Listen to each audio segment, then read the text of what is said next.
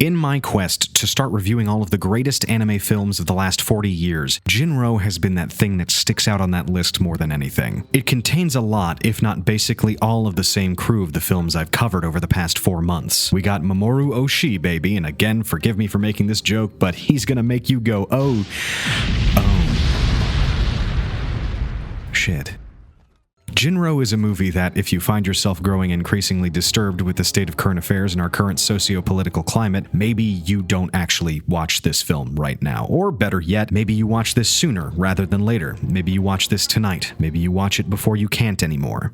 You know, because they keep taking stuff off of every streaming service ever. Jin-Roh is the slowest napalm burn of a film I have ever seen. And I don't want to go into the specifics of how napalm burns because there's a couple types and it's a whole thing. Trust me, the analogy totally makes sense. Shut up. The plot and world building are flung at you right out of the gate, quite like the Molotovs you see within the first few minutes. Jin-Roh paints itself as an alternative Japanese history that at first glance might appear as something out of a separate genre than the one you might be expecting here. I, for one, thought this was supposed to be some sort of super soldier sci-fi action romp. I wasn't necessarily wrong about that, but I was definitely not fucking right either. What I got was a full-on dystopian interpretation of Little Red Goddamn Riding Hood. No fib, no cap. The symbology of the wolf and the girl in red are not only central to the actual plot, I feel it's a little revealing to even tell you this much. But I also feel it necessary to bring up in preparation of you watching the movie. It's a little on the snoot how much they mirror the story in a multitude of different ways, even down to the execution of particular plot points. The expectation of something different from Jin-Roh and the receipt of what I actually got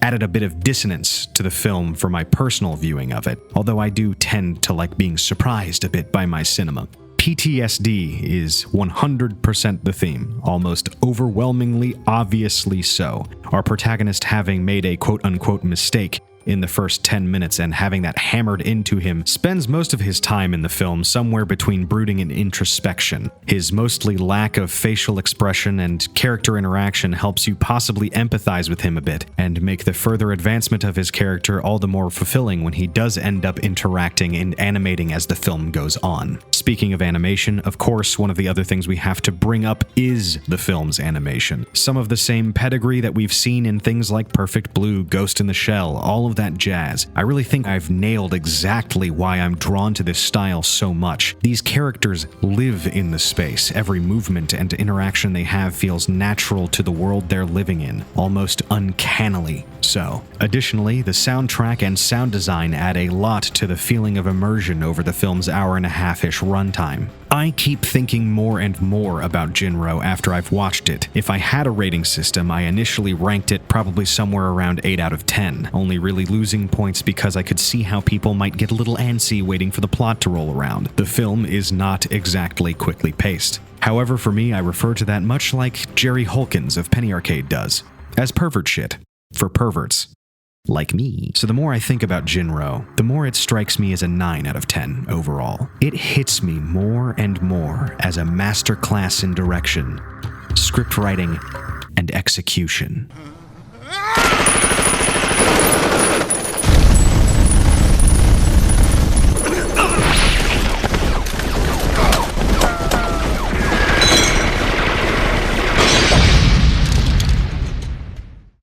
Thank you so much for watching, everybody. As always, this is brought to you by Audible and the physical copies of Jin-Roh that you can purchase using my affiliate link below. Thanks, guys. Bye-bye.